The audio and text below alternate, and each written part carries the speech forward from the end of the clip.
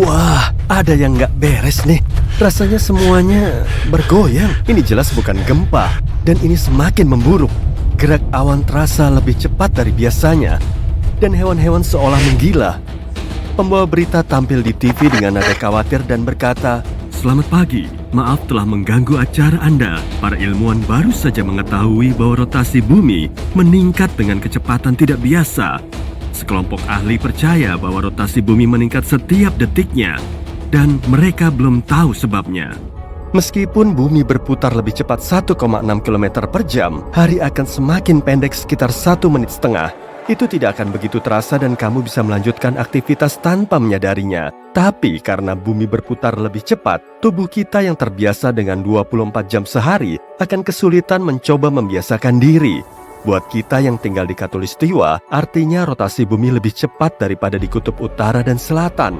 Area di dekat Khatulistiwa butuh waktu lebih lama untuk menyelesaikan rotasi penuh dari titik awal. Hujan akan terjadi lebih sering dari biasanya. Rotasi bumi membuat cuaca konsisten dan seimbang. Jadi hal abnormal tidak terjadi. Tapi karena bumi bergerak cepat sekali, cuaca jadi enggak konsisten.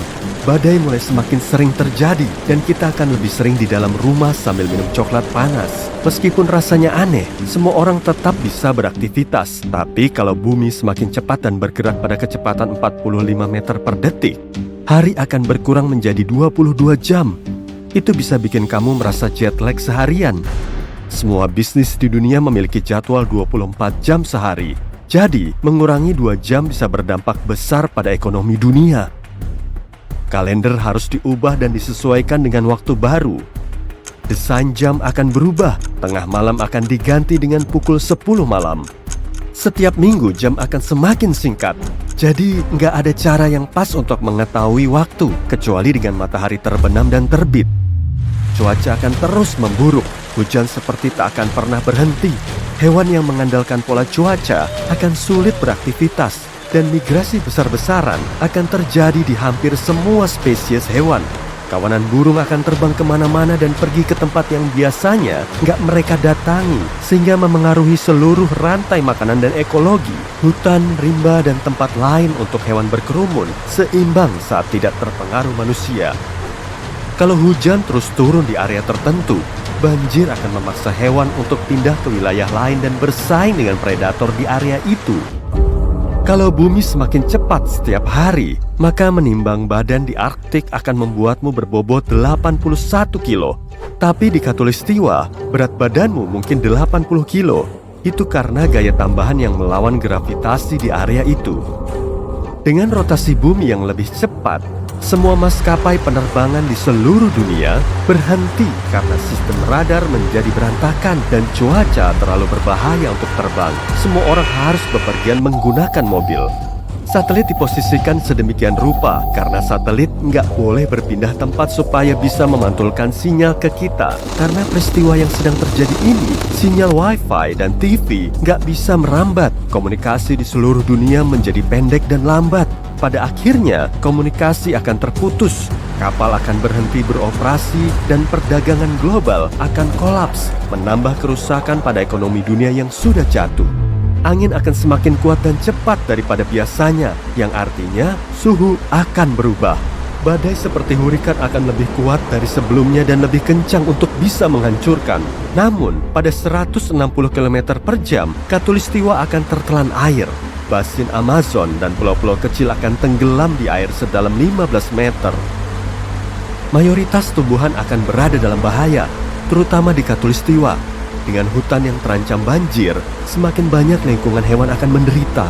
Pepohonan dan tumbuhan tidak akan bertahan menghadapi banjir. Kalau bumi berputar sangat cepat sehingga waktu berkurang menjadi 15 jam, maka kita mungkin akan merasa seperti selalu ada di pesawat jet yang mengalami turbulensi. Akan mustahil bisa tidur kalau bumi terus semakin cepat setiap detiknya. Jadi, siang hari akan menjadi sekitar 7 jam lamanya, begitu juga malam. Seluruh dunia akan banjir, kecuali di puncak tertinggi gunung paling tinggi. Kalau itu terjadi, manusia kemungkinan besar akan bertahan di sebidang tanah kosong yang tersisa. Sebagian besar hewan akan punah juga. Dan saat bumi berputar semakin cepat, keraknya akan kehilangan daya tahan, sehingga gempa akan lebih sering terjadi dan lebih kuat. Gunung berapi akan meletus meskipun ada di bawah air, dan akan berlangsung cukup lama seperti itu. Banyak bencana alam besar seperti gempa, tsunami, gunung berapi, dan bahkan lapisan es yang mencair mempercepat gerak bumi sebesar 1 milidetik. Jadi, dengan terus bertambahnya kecepatan bumi, bencana alam ini akan membuat bumi semakin cepat. Meskipun hanya sebesar milidetik, dampak besar sudah bisa kita rasakan. Sekarang, bumi berputar pada kecepatan 1600 km per jam. Dan saat kamu duduk dengan para penyintas lain, kamu merasa dirimu sedikit melayang.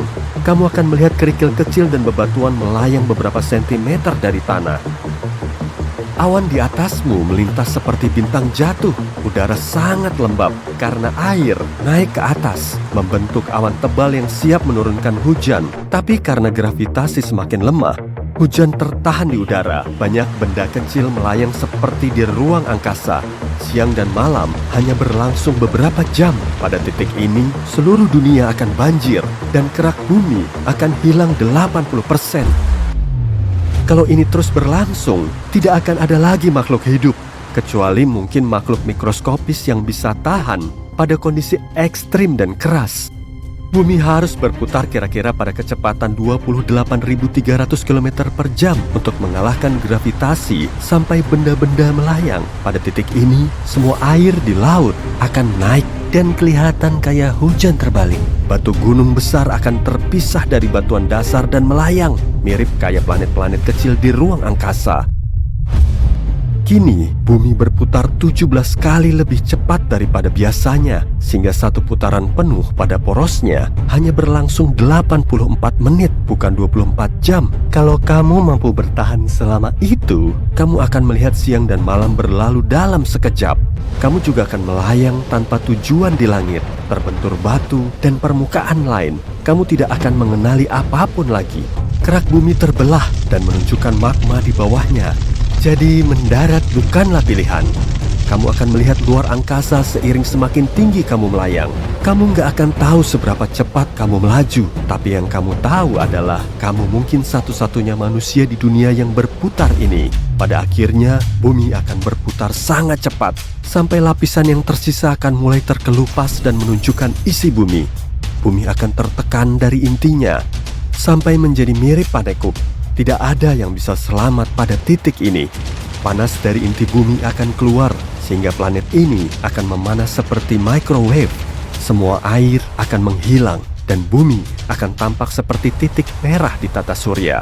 Begitu bumi mulai mendekati kecepatan cahaya, waktu akan berhenti. Bebatuan dan elemen yang melayang tidak akan bergerak, dan pada akhirnya akan menyimpang. Dan dengan cukup usaha, pada akhirnya bumi akan menjadi lubang hitam. Tentu saja hal seperti ini tidak akan terjadi. Menurut ilmuwan, bumi kemungkinan besar akan berputar lebih lambat. Sejak bulan muncul, bumi semakin lambat, sekitar 6 km per jam setiap 10 juta tahun. Itu karena tarikan gravitasi bulan menarik planet biru kecil kita. Kemungkinan besar bumi akan mengarah ke sana. Jadi, kenapa buru-buru? Hewan-hewan di alam liar pasti akan jadi yang pertama nyadar kalau matahari berhenti memancarkan cahaya. Kebanyakan hewan butuh siang hari buat bepergian, terutama di sabana luas di Afrika. Zebra, wildebeest, dan jerapah butuh siang hari buat menghindari predator. Begitu matahari terbenam, hewan-hewan ini tidur. Kalau matahari tiba-tiba padam, mereka bakal kebingungan dan jadi santapan makan siang awal buat predator. Makhluk nokturnal bakal kebingungan juga sama perubahan waktu ini. Burung biasanya terbang pada siang hari, jadi kita nggak akan bisa mendengar atau melihat mereka lagi. Merekalah yang melahap hama di langit. Mereka dan kelelawar sih. Tapi kalau nggak ada kelelawar di tempatmu, anggap aja serangga bisa berpesta pora di sini. Suhu akan mulai turun perlahan. Manusia juga akan merasakan dampaknya. Kita terbiasa disinari matahari pada tengah hari. Tapi kalau hilang, kita bakal hidup dalam kegelapan. Kita harus mempraktikkan keterampilan bertahan hidup kita. Kalau matahari tiba-tiba padam, kita cuma punya waktu sekitar 8 menit buat menikmati sisa cahayanya. Soalnya, cahaya matahari butuh waktu selama itu buat merambat ratusan juta kilometer di tata surya. Kita harus pakai lampu UV buat bercocok tanam, tapi kebutuhan pangan di seluruh dunia nggak akan tercukupi. Apalagi dengan jatuhnya suhu global, kita akan sulit bertahan hidup di daratan terbuka. Semua orang harus masuk ke tempat berlindung dan bunker yang hangat. Tumbuhan butuh fotosintesis untuk tumbuh. Tanpa itu, nggak akan ada tumbuhan. Roti nggak akan ada karena butuh gandum. Bahkan alga di laut yang menjadi sumber oksigen tertinggi dibandingkan hutan, butuh fotosintesis buat hidup. Artinya, level oksigen akan mulai menipis. Perairan besar seperti danau, samudera, dan laut juga mulai kekurangan oksigen buat menopang kehidupan biota laut. Salah satu sumber utama vitamin D kita adalah matahari. Emang sih ada cara lain buat dapat vitamin D, tapi matahari adalah sumber terbaik dan paling mudah. Tanpa tanaman dan vegetasi, semua herbivora harus berebut rumput hijau terakhir di daratan atau daun yang tergantung dari pohon. Nggak lama lagi, mereka akan kehabisan makanan. Manusia juga akan dirugikan karena kita butuh hewan seperti sapi, kuda, dan domba untuk mata pencaharian kita. Tapi peristiwa ini nggak akan terjadi dalam semalam. Laut akan tetap hangat untuk beberapa saat, tapi akhirnya bakal jadi dingin dan membeku. Bumi masih jadi planet yang ditenagai inti besi yang menghasilkan banyak panas. Tapi itu aja nggak cukup buat bikin bumi hangat. Langkah kita berikutnya adalah mencari tempat berlindung yang pas dan bikin badan tetap hangat. Kalau hal ini terjadi dalam semalam, nggak akan ada bunker siap bangun buat kemungkinan kayak gini. Kecuali kalau kamu nonton video ini dan mutusin buat membangunnya sekarang. Bunker ini harus memberi panas setiap saat dan mampu menumbuhkan tanaman di bawah sinar UV. Bangunan bertenaga matahari nggak akan berguna lagi. Orang-orang harus memakai kostum ramah lingkungan waktu ada di tempat terbuka. Karena suasana bakal gelap gulita, kita butuh lampu terang atau kacamata penglihatan malam.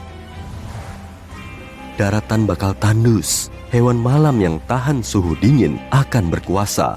Bangunan akan runtuh karena oksigen bakal menipis. Beton butuh oksigen buat menyatu.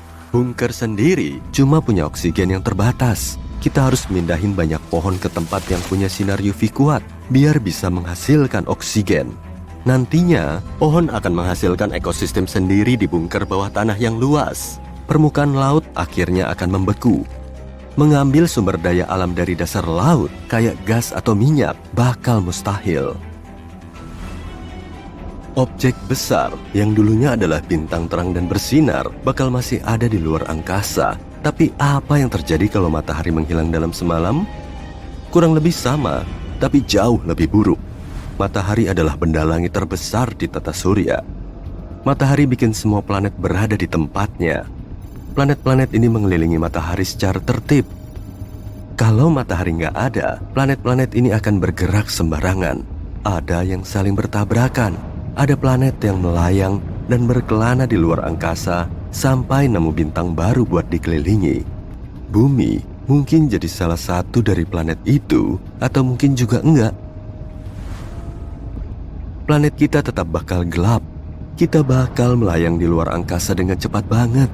Planet ini nggak akan berotasi sendiri, dan kita akan ditabrak banyak benda langit. Kita bakal masuk garis lintasan komet yang nunggu buat nabrak kita. Bukan ancaman dingin yang jadi faktor besar, tapi benda yang ada di atas kita. Artinya, kita harus menggali bunker lebih dalam. Kita nggak akan punya atmosfer lagi buat memerangkap segala bentuk panas. Kita bakal melayang selamanya. Tapi kita kembali ke kemungkinan bahwa matahari hanya padam. Tenang, planet kita masih akan mengorbit matahari bersama planet lainnya. Suhu akan terus turun sampai nggak ada yang bisa bertahan di permukaan. Kita akan selalu berada dalam kegelapan.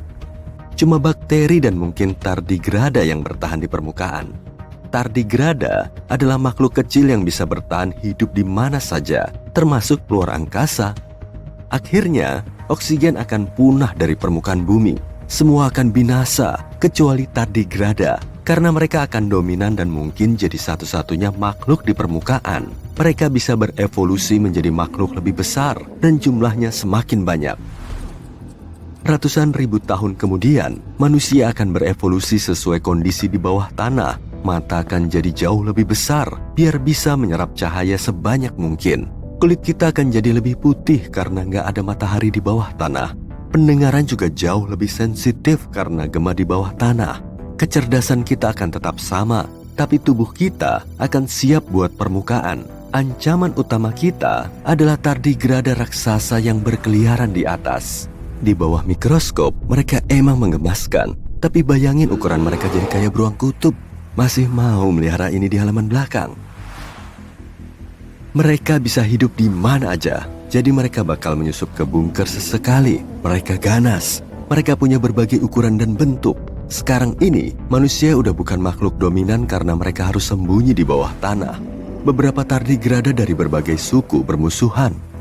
Kota-kota besar yang dulu dipenuhi manusia akan jadi habitat beruang air raksasa. Tardigrada dikenal sebagai beruang air karena bentuknya mirip beruang kecil. Tapi sekarang, hewan berkaki 8 ini jauh lebih besar dari beruang. Beruang dan kebanyakan hewan akan punah dari permukaan bumi. Di bawah es, sebagian makhluk laut dalam akan berkembang biak dan mendekati permukaan. Hewan-hewan ini terbiasa hidup dalam kegelapan karena jauh dari matahari. Tapi setelah ribuan tahun mendominasi perairan, tubuh mereka jadi besar. Beberapa hewan ini beradaptasi dan sekarang bisa merangkak di daratan. Meskipun permukaannya beku, mereka nemu cara buat mecahin es dan keluar dari air. Sementara itu, manusia bikin terowongan dan jaringan bawah tanah yang besar, membangun kota dan peradaban. Kita akan mendominasi terowongan yang bikin tangan dan kaki kita jadi berselaput dan membesar. Kita menguasai bawah tanah dan tetap jadi makhluk terpintar di bumi. Kita berhasil menyimpan karya seni dari permukaan dan catatan penting untuk tetap menjadi manusia sebisanya. Kita akan terus bertahan hidup apapun yang terjadi. Bagaimana jika kita hidup di dunia di mana bulan dan matahari bertukar tempat? Ya, aku tahu apa yang kamu pikirkan. Konsekuensinya akan sangat mengejutkan dan dahsyat. Tapi inilah pendapat yang menarik. Bagaimana jika kita bisa selamat dari semua ini? Seperti apa kehidupan kita di dunia baru seperti itu? Dan apa yang akan terjadi pada tata surya? Saatnya mencari tahu. Mari kita mulai dengan bulan. Tahukah kamu bahwa bulan bertanggung jawab atas pasang surut air laut di bumi? Kamu tahu kan lautan yang naik turun seperti sedang bermain voli pantai? Semua itu berkat tarikan gravitasi satelit kita. Bulan juga membantu menstabilkan rotasi bumi. Hal ini sangat penting jika kamu tidak ingin berakhir seperti planet tertentu yang berputar pada sisinya, maksudku Uranus. Selain itu, bulan juga berfungsi sebagai perisai melindungi kita dari sinar kosmik, asteroid, dan puing-puing luar angkasa yang berbahaya. Bulan itu seperti pengawal pribadi kita. Dan tanpa satelit kita mungkin tidak akan bisa bercanda dan menikmati hidup sama sekali. Sebagian ilmuwan berpendapat kalau bulan memainkan peran penting dalam perkembangan kehidupan di bumi. Tanpa tarikan gravitasinya, kita akan mengalami iklim yang tidak menentu. Selain itu, bulan juga bisa mendistribusikan air ke seluruh planet kita. Dan kita semua tahu kalau air berarti kehidupan. Adapun matahari, kita semua tahu betapa penting perannya. Matahari menyediakan cahaya, panas, dan energi untuk semua planet. Tapi seperti halnya tuan rumah pesta yang baik, matahari terkadang bisa menjadi terlalu intens. Jangan pernah lupa kalau matahari adalah bintang yang sangat kuat dan masif dengan temperatur permukaan sekitar 5.500 derajat Celcius. Kalau bukan karena lapisan ozon, kita semua akan hangus seketika. Jarak antara bumi dan matahari adalah sekitar 150 juta kilometer. Para ilmuwan mengambil jarak ini dan mengubahnya menjadi unit pengukuran. 1 unit astronomi atau AU. Jarak terdekat bumi bisa mendekati matahari tanpa hancur total adalah sekitar 0,9 AU. Sementara itu, jika kita bergerak terlalu jauh, lebih jauh dari 1,2 AU, planet kita akan berubah menjadi bola salju. Jadi kita cukup beruntung dengan lokasi kita. Sementara itu, jarak antara bumi dan bulan sekitar 0,002 AU. Atau 380-an ribu kilometer, jaraknya sangat dekat dengan kita. Karena kita sudah tahu betapa pentingnya kedua benda langit ini dan seberapa besar pengaruh posisinya terhadap dunia kita, mari kita coba menukar posisinya. Pasti tidak ada hal buruk yang akan terjadi. Pertama, mari kita bayangkan sejenak bahwa matahari berada di tempat bulan. Kamu mungkin sudah tahu apa yang akan terjadi pada kita. Panas dan radiasi matahari yang sangat kuat akan menjadi seperti sauna terburuk di dunia dengan suhu di bumi yang meningkat dengan cepat. Makhluk hidup di bumi tidak akan meninggalkan apa-apa selain tumpukan abu. Namun, kehancuran tidak akan berhenti sampai di situ. Atmosfer dan lautan akan dilucuti oleh angin matahari, sehingga planet ini akan terpapar dan rentan terhadap radiasi dan partikel-partikel yang berasal dari matahari. Ini akan menjadi seperti pengering rambut raksasa di luar angkasa yang menyala penuh, dengan atmosfer dan lautan bumi yang akan langsung terhempas. Lupakan es yang mencair, seluruh planet akan menjadi genangan air besar. Tapi itu jawaban yang akurat secara ilmiah. Membosankan ya? Sekarang, bagaimana jika kita bisa selamat dari bencana ini? Misalnya, bagaimana jika kita memiliki teknologi super canggih yang bisa melindungi kita dari kegosongan? Pertama, kalaupun planet kita bisa selamat, keadaan masih akan tetap panas, karena matahari masih memancarkan lebih banyak panas dan energi daripada bulan. Selain itu, tidak seperti bulan yang mengalami periode kegelapan selama malam bulan, matahari memiliki sumber energi yang konstan melalui fusi nuklir. Jadi setidaknya kita tidak perlu khawatir akan kedinginan setiap malam. Kita hanya akan berkeringat saat tidur. Tentu saja semua panas ekstra ini akan berdampak serius pada ekosistem kita. Tumbuhan dan hewan harus beradaptasi untuk bertahan hidup. Dan kita mungkin akan melihat beberapa perubahan besar dalam cara kehidupan di bumi. Bayangkan kebingungan hewan-hewan nokturnal. Tanpa bulan, mereka tidak akan tahu bagaimana cara bernavigasi atau berburu. Jadi, apa yang akan kita lakukan di dunia baru yang sangat panas ini? Mungkin kita bisa membangun rumah kaca berteknologi tinggi untuk memerangkap semua panas ini. Atau kita bisa menggunakan cermin raksasa atau permukaan reflektif lainnya untuk memanipulasi jumlah sinar matahari yang diterima bumi. Selanjutnya kita punya gravitasi matahari. Ingat kan tadi aku bilang bahwa tarikan gravitasi bulan bisa menstabilkan orbit bumi? Jadi jika kita menggantinya dengan sebuah bintang, maka akan terjadi hal-hal yang sangat aneh. Kita berbicara tentang perubahan ekstrim pada musim, iklim, dan segala macam keanehan yang berhubungan dengan cuaca. Kehidupan sehari-harimu akan terlihat seperti sedang mencoba melakukan dance cha-cha saat terjadi gempa bumi. Rotasi bumi juga akan semakin cepat secara drastis. Ini berarti siang hari yang lebih pendek, malam hari yang lebih panjang, dan banyak kebingungan dengan jam kerja dan hari ulang tahun. Jadi apakah ada cara untuk mengatasinya? Secara hipotesis, kita bisa menggunakan pesawat ruang angkasa besar atau teknologi lain agar menyesuaikan orbit dan rotasi bumi secara artifisial.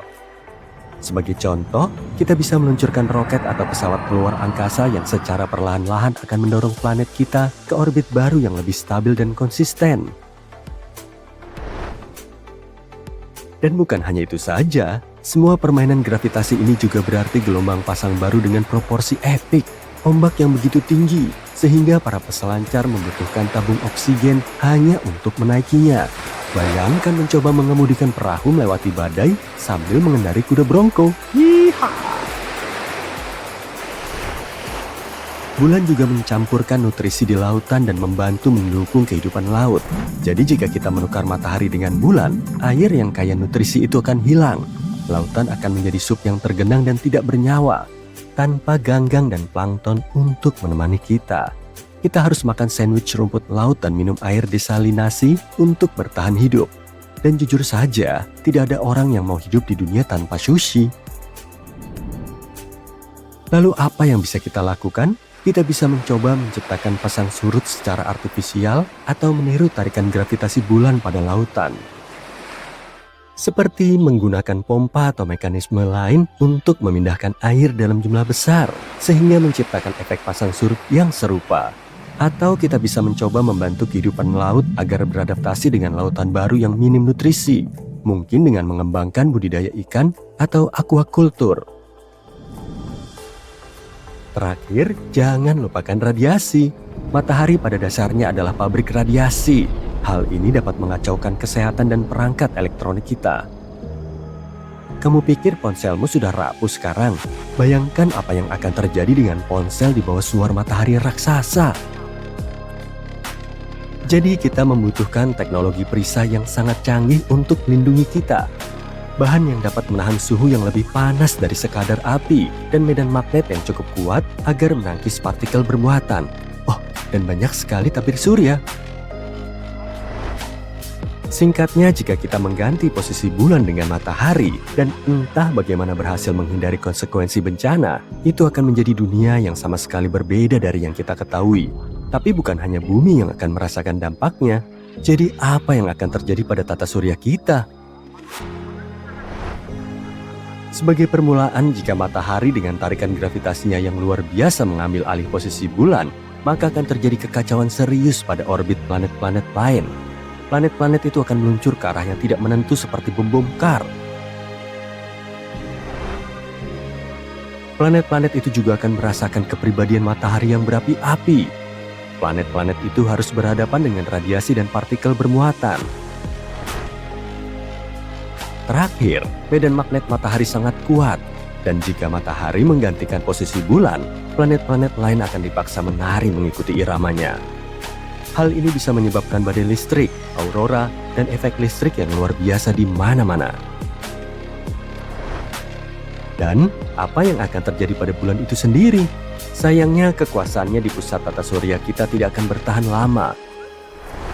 Kemungkinan besar bulan akan mulai mengorbit matahari dan dimakan oleh matahari, atau terbang seperti burung bebas. Jadi begitulah, lelucon kosmik yang berakibat fatal. Apa yang bisa kita katakan? Mari kita bersyukur bahwa skenario seperti itu tidak mungkin terjadi secara fisik. Dan sebagai gantinya, mari menikmati bulan yang indah dan matahari yang memberi kehidupan dari jarak yang aman dan nyaman. Wah, cahaya dari luar jendelamu makin terang. Ini pukul 9:30 malam dan besok kamu ada ujian penting. Kamu mengintip keluar untuk melihat apa tetanggamu memakai lampu sorot mereka lagi. Tapi ternyata mereka di luar melihat ke langit. Kamu menjulurkan kepala dan melihat rupanya bulan menjadi lebih besar 2 kali lipat. Kamu berlari keluar dan bertanya apa yang terjadi. Tapi mereka juga tak tahu. Kamu memotret dan mempostingnya di media sosial. Di media sosial, ternyata semua orang membicarakannya. Langit yang gelap menjadi lebih terang karena bulan punya permukaan lebih lebar untuk memantulkan cahaya matahari, membuat cahayanya lebih intens. Kamu merasa agak tidak seimbang saat berjalan. Setiap kali melangkah, kamu merasa seperti berjalan lebih ringan. Karena bulan jadi sebesar ini, tarikan gravitasinya jadi lebih kuat, sehingga gravitasi jadi lebih lemah. Tiba-tiba, kamu melihat ke bawah dan merasa kaos kakimu basah. Kamu berlari dan melompat ke atas mobil dan melihat lingkunganmu sudah banjir. Semua orang mencoba menemukan tempat lebih tinggi atau pulang ke rumah. Ini bukan karena keran rusak yang memuntahkan air, melainkan air laut. Kamu bingung dan kehilangan keseimbangan. Kamu terpleset dan jatuh ke dalam air yang terus meninggi. Beberapa orang berada di mobil mereka, tapi tak bisa kemana-mana karena air ini. Kamu tinggal di dekat laut, tapi tak pernah ada tsunami atau laporan banjir sepanjang hidupmu. Tak ada gempa bumi yang dilaporkan di sekitar area ini. Jadi, hal aneh sedang terjadi. Kamu berlari kembali ke rumah, mencoba mengeluarkan rakit tiup tuamu untuk membantumu melewati banjir ini. Masalahnya, kamu harus memompanya, tapi tidak punya pompa. Awalnya, kamu meniup menggunakan mulut, tapi pasti butuh waktu lama. Kamu cari alternatif di sekitar rumah dan menemukan pengering rambut. Kamu memasukkannya dan mengembangkan rakitmu sebesar mungkin sampai kamu bisa menggunakan mulutmu untuk mengisi sisanya. Permukaan air naik setiap detik dan kini sudah masuk ke rumahmu. Kamu mengemas ransel berisi senter, makanan, dan selimut termal. Saat kamu turun, ternyata airnya sudah selutut.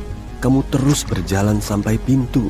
Saat melangkah keluar, air mendorongmu ke kiri dan ke kanan karena ombaknya sangat keras. Akibat perubahan gravitasi, berenang jadi sulit. Kamu menyiapkan rakit dan menggunakannya untuk mengarungi arus di jalan depan rumahmu. Air pun dingin sekali, dan ini sedang di pertengahan Februari. Tak lama, kamu sampai jalan raya, di mana airnya datang langsung dari pantai. Kamu berhasil naik ke permukaan yang tinggi dan mengeluarkan ponselmu. Kamu menyimpannya di kompartemen pelindung di ransel agar aman. Bateraimu cuma tersisa 15%, tapi kamu membawa power bank. Kamu menelepon keluargamu untuk bertanya apa yang terjadi, tapi mereka juga tak tahu. Kamu berjalan ke hutan dan mencoba mencari kabin tua yang biasa kamu kunjungi saat masih kecil untuk melihat apa sepeda lamamu ada di sana. Setelah beberapa menit, kamu menemukannya dan bersepeda melintasi gunung untuk menghindari banjir. Kamu seperti tak bisa menyeimbangkan diri karena gravitasi mempengaruhimu. Beberapa ilmuwan duduk di depan laptop dan spreadsheet, mencoba memahami apa yang terjadi. Semua orang meneriakan dan melemparkan solusi, tapi tak ada yang masuk akal. Setelah beberapa saat, kepala NASA memutuskan untuk meluncurkan roket tak berawak ke bulan. Roket itu siap dalam beberapa jam dan semua orang menunggu perintah. 3, 2, 1, meluncur. Roket melayang ke udara dan mendekati bulan. Roket ini keluar dari atmosfer bumi dan bergerak dengan kecepatan penuh ke bulan. Setelah 1 atau 2 hari, semua orang mendapatkan rekaman langsung dari bulan raksasa. Menurut penelitian, roket tak boleh terlalu dekat dengan bulan karena mungkin ada tarikan gravitasi yang lebih kuat. Namun, rekaman tersebut menunjukkan bahwa ada partikel kecil mengambang di sekitar bulan, mirip dengan cincin Saturnus. Cincin-cincin ini terlihat seperti piringan raksasa yang mengelilingi planet besar. Tapi dari dekat, mereka cuma partikel seukuran butiran beras sampai sebesar bus. Mereka mengorbit Saturnus karena tarikan gravitasi. Gambarnya menunjukkan bahwa partikel-partikel ini besar dan kecil, sehingga roket tidak aman untuk mendekat. Jadi, roket itu berhenti di dekat sana untuk mengorbit bulan dan melepaskan roket mini yang mirip drone untuk mendekat. Tebal partikel ini beberapa kilometer, jadi roket mini ini sulit bermanuver. Roket ini terbang lebih dekat dan partikel-partikel ini mulai menabraknya. Untungnya, roket mini ini mampu bertahan. Roket itu akhirnya melewati cincin partikel dan mendarat di bulan.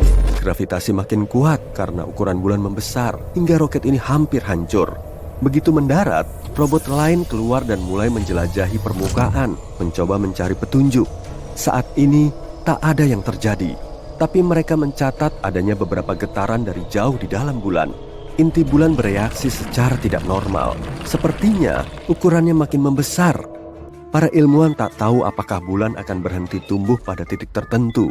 Jadi, satu-satunya cara untuk mengetahuinya adalah mengebor lubang ke dalam untuk mengungkap penyebabnya. Kamu mengayuh dan mencapai sisi lain gunung. Tanah bergetar dan keseimbanganmu makin buruk. Kamu menatap ke seberang gunung dan melihat seluruh sisi lain kota tergenang air. Kamu mengambil rakit dan persediaanmu dan berhasil sampai sana. Kamu menemukan perahu dayung dan mendayung secepat mungkin sampai ke mercusuar. Dari sana, kamu bisa mencoba menemukan stasiun NASA. Tiba-tiba, kamu melihat roket besar meluncur dari tanah ke langit. Kamu tahu pasti bahwa kakakmu bekerja di sana, tapi jaringan seluler kini sudah mati. Kamu mendayung ke sana untuk mencari tempat aman. Roket kecil yang mendarat melepaskan bor kecil yang cukup kuat untuk menembus berkilo-kilometer ke pusat. Butuh waktu berhari-hari untuk mencapainya. Jadi, NASA sudah meluncurkan roket lain untuk terbang dan membawa bor lebih besar. Masalahnya, bulan makin besar. Jadi, partikel di sekitar bulan juga semakin banyak. Bulan mencapai ukuran bumi, makin besar dari menit ke menit. Banjir bisa sampai ke beberapa kota pesisir, dan banyak pulau mikro bisa terendam. Jadi semua ini perlu dicegah. Gravitasi bisa memengaruhi struktur sebagian besar bangunan, menyebabkannya runtuh satu persatu. Tapi robot kecil itu tak akan membiarkannya terjadi. Jadi, robot itu terus mengebor untuk mencari tahu apa yang terjadi pada bulan. Beberapa batu tampak makin panas saat menggali lebih dalam. Ini bisa menjadi tanda bahwa bulan mengembang dan pada akhirnya bisa meledak. Para ilmuwan di NASA bingung dan tak tahu harus apa. Ilmuwan utamanya, yang adalah kakakmu, menelponmu, tapi tak kunjung tersambung. Sementara itu, kamu masih mendayung mencoba sampai ke NASA. Dalam perjalanan, kamu kembali ke pegunungan agar tetap di tanah kering. Saat kamu kembali ke kabin tua, kamu melihat beberapa pria aneh mengenakan jas hujan sedang mencarimu. Saat melihatmu, mereka mengejar. Mereka tampak aneh, seolah bukan dari bumi. Bor tadi sudah sampai kedalaman maksimum dan tak bisa turun lagi. Selain itu, transmisi kontrolnya makin lemah. Tiba-tiba, sesuatu muncul entah dari mana dan menyorotkan lampu ke robot. Transmisinya terpotong dan cuma menunjukkan potongan kecil dari sosok raksasa yang menatap robot. Makhluk kecil turun dari sana dan berjalan menuju robot. Semua orang di NASA panik dan merekamnya. Tak ada yang bisa mempercayai apa yang sedang terjadi. Selang beberapa saat, makhluk itu mengirimkan sinyal yang tak bisa diuraikan oleh NASA. Tapi makhluk itu tampak ramah. Makhluk itu kembali ke kapalnya dan dalam sekejap menghilang, berteleportasi. Bulan mulai menyusut, kembali ke ukuran normalnya. Semua orang di NASA dan seluruh dunia merayakannya. Arus menjadi lebih tenang dan kembali ke garis pantai. Untungnya, sebelumnya semua orang sudah sampai ke bukit yang lebih tinggi, tepat waktu. Kalau bumi terus mengecil dan semakin ringan, gaya gravitasinya juga akan melemah. Kita akan bisa melompat lebih tinggi dan kadar udara akan berkurang karena atmosfer terbang bebas ke ruang angkasa. Semua benda menjadi ringan, air perlahan berubah wujud menjadi gas, lalu bulan dan stasiun luar angkasa internasional makin menjauhi orbit bumi menuju ruang angkasa. Tapi kalau bumi mulai mengecil 2,5 cm tiap detik tanpa kehilangan masanya, seisi tata surya akan lenyap dalam waktu 15-17 tahun. Bencana alam makin sering terjadi dan pemicunya hanyalah dorongan kecil. Kali ini kamu lagi belanja di supermarket dan tiba-tiba terjadi gempa. Kekuatannya memang gak seberapa, tapi snack yang lagi kamu ambil langsung jatuh dari rak. Bumi kita terus menyusut layaknya balon yang mulai kempes. Meski ukurannya kian kecil, bobotnya tetap sama, sehingga kepadatannya juga ikut naik. Bumi kita juga begitu, bagian inti hingga keraknya perlahan memadat. Begitupun dengan laut, tumbuhan, dan tempat tinggal kita. Di hari pertama, orang-orang gak begitu ngerasain perbedaannya. Dan setelah seharian, planet kita menyusut sampai 2 km atau 0,01% dari ukuran normal. Setelah sebulan, kamu mulai nggak enak badan karena sakit kepala, lemas, dan uring-uringan. Tekanan tubuhmu juga mulai berubah. Bumi kita telah menyusut 64 km dalam sebulan. Bobotnya tetap sama, tapi kepadatannya terus bertambah. Saat kamu berada di dekat objek yang semakin ringan dan makin padat, gravitasinya akan semakin kuat sekaligus makin lemah. Kamu jadi sulit menggerakkan kakimu, tapi tubuh bagian atasmu semakin ringan. Saat kamu melihat ke laut di dekat rumahmu, permukaan airnya sudah mulai tinggi. Kamu langsung nyomot pasir di situ dan bobotnya ternyata lebih berat dari biasanya, tapi kalau kamu mengangkatnya sampai kepala, pasir ini semakin terasa ringan. Peristiwa ini disebabkan oleh naiknya gaya gravitasi di bagian bawah. Jadi, gaya gravitasi di ketinggian akan terus melemah, tapi kemudian gravitasinya malah bertambah, malahan kamu bisa manjat ke puncak gedung tanpa perlu kecapean. Tapi semakin kamu turun, tekanannya semakin kuat. Buruan, lari! Gedungnya udah mau runtuh tuh.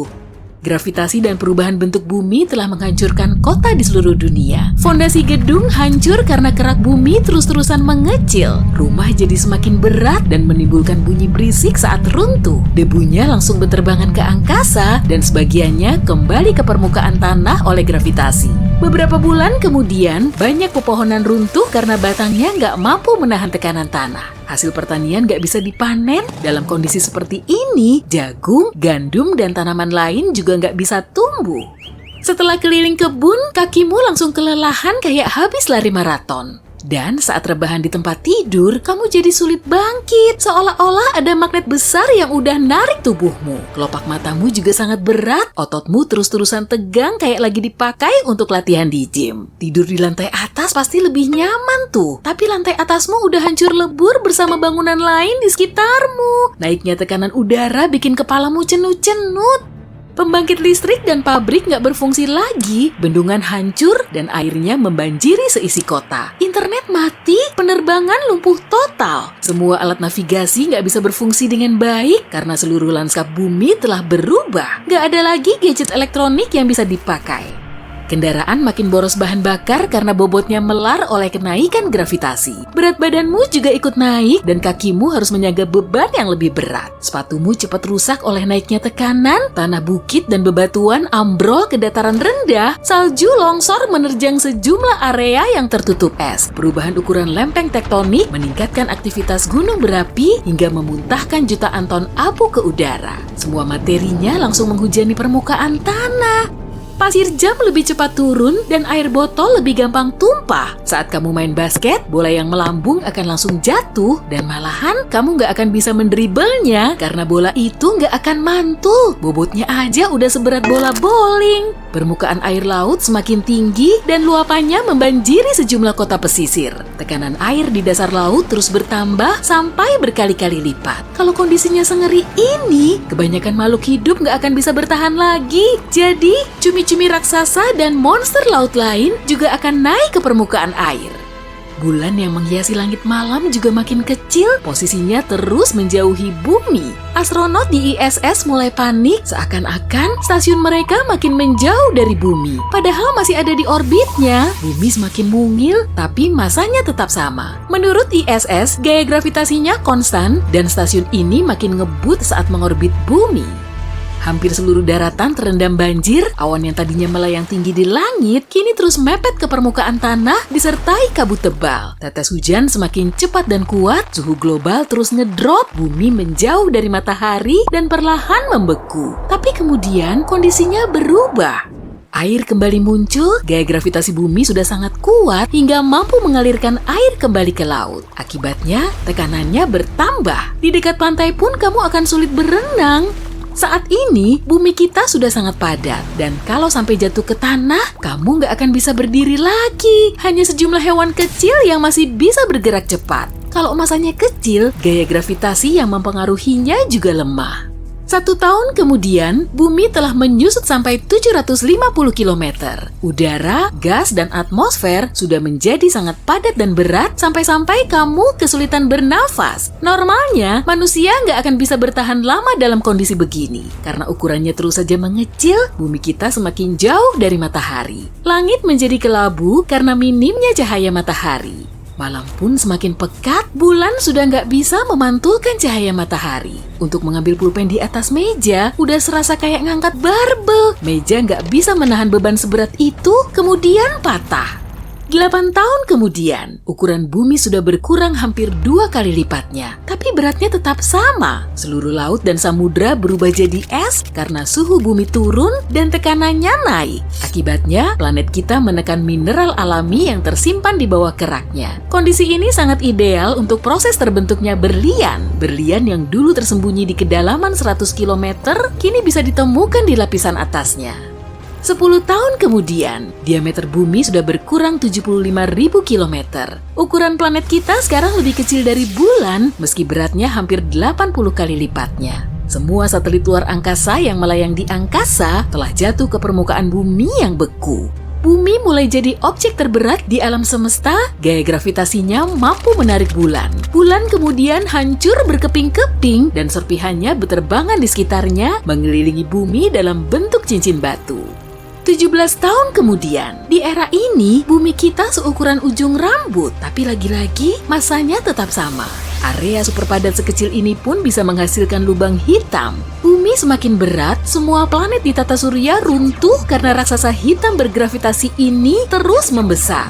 Cahaya matahari mulai tersedot masuk dan gak bisa keluar lagi. Selain menyedot materi, lubang hitam juga menjerat waktu, hingga bobotnya menjadi ribuan kali lebih berat dari matahari. Bintang induk kita ini hancur lebur menjadi jutaan semburat terang dan melepaskan energi paling kuat. Lalu, lubang hitam siap memburunya. Saat kamu lagi enak-enaknya dengerin lagu sambil rebahan di sofa, tiba-tiba internetmu mati. Kamu langsung mereset ponselmu, tapi koneksinya masih saja mati. Sesaat kemudian, adikmu datang dengan wajah panik. Dia mulai menceracau tentang cincin. Maksudnya cincin apa nih? Cincin tunangan? Atau cincin apa? Kok tiba-tiba ngomongin cincin? Kamu pun mulai berpikir keras. Lalu, dia menarikmu keluar rumah sambil mengarahkan telunjuknya ke langit. Saat mendongak, kamu melihat objek yang membentang sepanjang berkilo-kilometer di angkasa. Wah, koneksi internetmu sudah nyala lagi tuh. Kalian langsung nanya ke Mbah Google soal fenomena yang terjadi. Semua berita mengabarkan tentang cincin yang tiba-tiba muncul di langit. Tagar cincin bumi terus meroket dan videonya menjadi super viral. Tak mau ketinggalan, adikmu mulai berselfie ria untuk memperlihatkan cincin ini. Kamu langsung menyalakan TV di ruang tamu untuk nonton beritanya. Para ilmuwan tengah mengingatkan tentang potensi bencana dan menghimbau kalian agar tetap di rumah. Meski cuacanya cerah, suhunya terasa makin dingin. Tiba-tiba sinyalnya terputus dan channel lain juga mati. Dari jendela, kamu melihat tetanggamu mulai keluar sambil menenteng tas. Kemudian, orang lain juga mengikuti. Meski masih ragu, kamu akhirnya ikut berkemas. Adikmu masih asik berselfie saat kamu membujuknya agar ikut mencari tahu jawaban dari fenomena ini. Setelah masuk mobil, kalian langsung melaju menuju pusat kota. Cincin yang menggantung di angkasa sana makin lama makin meluas, dan kalian makin kedinginan. Akhirnya, kalian sampai di kampusmu, tapi suasananya sangat sepi. Nggak ada orang ya? Di situ cuma ada satu mobil. Leganya, itu kan mobil profesormu. Kalian langsung menemui si profesor astronomi. Dia sedang sibuk melakukan kalkulasi kilat untuk mencari tahu semua itu. Lalu, dia memintamu menjelaskan duduk masalahnya. Belum ada yang bisa menjelaskan fenomena ini secara pasti. Tapi cincin ini menghalangi paparan sinar matahari menuju bumi, sehingga suhunya ngedrop. Penyebab diameternya terus memanjang juga belum tersingkap. Cincin Saturnus terbuat dari partikel es dan batu.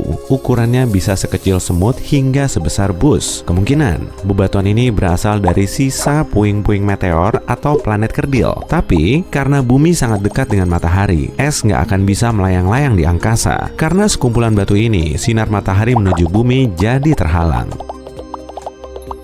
Profesor itu menjelaskan, bumi kita akan memasuki zaman es dan kadar oksigen akan terus menipis selama kurun waktu setahun. Tapi hal ini nggak akan terjadi kalau cincin itu segera hilang. Koneksi juga ikut terputus lantaran bebatuan dari cincin ini menabrak satelit hingga menghancurkannya menjadi serpihan. Tiba-tiba terdengar seruan keras. Di luar, kalian melihat helikopter sedang membunyikan alarm dengan cahaya merahnya. Mohon segera masuk rumah, ini bukan simulasi. Tolong semuanya segera pulang. Kamu dan adikmu langsung masuk ke mobil dan menembus jalanan. Tapi kondisinya macet parah. Jadi, kalian harus pulang dengan jalan kaki selama 2 jam. Gak ada yang boleh keluyuran di luar rumah. Kamu menyaksikan orang-orang yang terjebak di tengah kemacetan. Mereka saling beradu mulut dan bikin kondisinya malah makin ruwet. Karena gak mau ikut campur, kamu mencoba lewat saja. Cincin itu makin melebar dan mentari terus meredup. Info soal zaman es tadi terus saja menghantui pikiranmu dan membuatmu semakin menggigil kedinginan. Lalu, kamu mulai menarik nafas dalam-dalam sambil mengeluarkan kabut tipis dari mulut. Langitnya makin gelap dan kamu belum sampai rumah. Ditambah lagi, adikmu perlu istirahat karena mulai kelelahan, tapi kamu memaksanya untuk terus berjalan. Saat melihat toko baju yang mau tutup, kalian segera masuk. Rupanya si pemilik toko sedang membagikan jaket tebal ke semua pengunjung. Tak mau melewatkan kesempatan, kamu juga mulai mengenakan jaket pilihanmu itu. Dalam waktu sejam, kamu harus sampai di rumah, tapi langitnya sangat pekat. Mana bisa keluar ruangan dengan kondisi begini kan? Jadi, kalian bermalam di toko baju itu. Mereka mulai bikin api unggun mini di tengah ruangan dan membuat kantong tidur darurat dari sisa pakaian. Untungnya, persediaan makanan di situ masih cukup. Malam semakin larut, api unggun telah lama padam, dan kamu nggak bisa melihat sekeliling. Langkahmu tertuju ke jendela. Saat kamu membukanya, onggokan salju mulai masuk dan mengagetkan orang-orang yang tidur pulas. Badai salju telah melanda kota semalam suntuk. Karena kedinginan, kalian kembali menyalakan api. Di situ nggak ada radio maupun alat elektronik lain untuk mencari tahu kabar terkini. Karena diterpa angin kencang, barang-barang mulai berjatuhan. Tapi kalian nggak terlalu menggubrisnya karena sudah nyaman berada di dekat api. Keesokan harinya, semua objek sudah diselimuti salju tebal. Padahal biasanya hujan jarang mengguyur, cincin di atmosfer terlihat terus membesar saja. Tapi tiba-tiba, sebuah truk yang dipenuhi penumpang melintas di dekatmu. Sopirnya bilang, berkilo-kilometer dari situ, ada tempat perlindungan yang aman untuk kalian, dengan ban yang terikat oleh rantai. Truk itu dirancang agar bisa tahan banting menghadapi cuaca ekstrim. Saat itu sudah pagi, tapi langitnya masih gelap. Kalian pun bersiap naik. Mobil tak bertuan terlihat di sana-sini. Akibatnya, truk itu harus menyisir jalan atau melindas mobil penghalang agar bisa lewat. Di dekat ambulans, kalian berhenti sebentar untuk mengambil peralatan medis yang masih bisa digunakan. Saat kamu melewati rumahmu, strukturnya sudah tertimbun salju. Pohon besar di halaman belakangmu sudah tumbang, nggak kuat menahan salju. Atap rumahmu bolong, dan saljunya merembes masuk. Truk terus melaju dan tiba di tempat penampungan yang ternyata sebuah mall.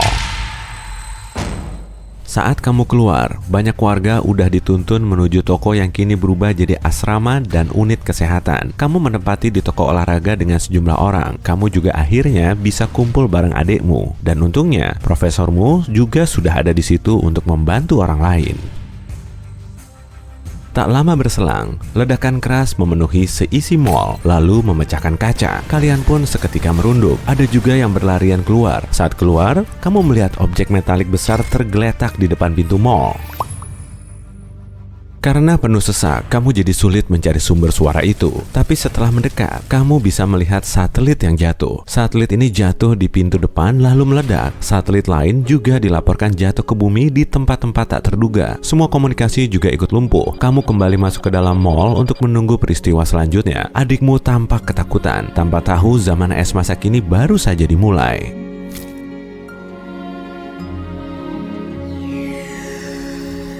Setahun kemudian, saat kamu bersantai di bunkermu, adikmu masuk dengan wajah pucat pasi. Cincin itu masih ada yang beda. Kamu berlari keluar dan melihat orang-orang mulai menatap ke langit. Dalam setahun, suhu global turun ke titik beku. Gurun pasir dan hutan tropis berubah jadi tanah dingin plus gersang. Lebih dari setengah satwa liar punah dan pohon menjadi selangkah semanggi berdaun 4. Artinya, tingkat oksigen turun drastis. Sebagian besar populasi hidup dengan tangki oksigen, sementara para ilmuwan masih berusaha menyingkap penyebab munculnya cincin sesuai prediksi profesor. Namun, di langit, bebatuan terlihat mulai turun dan menghantam seluruh penjuru bumi. Meski dari kejauhan, bebatuan ini mulai jatuh di dekatmu. Kamu dan semua orang kembali ke mall yang telah ditutupi lapisan logam agar di dalam tetap hangat. Seharusnya cukup aman di sini. Jika bebatuan jatuh, berarti cincin akan menghilang. Tiba-tiba, harapan akan berakhirnya zaman es ini kembali muncul.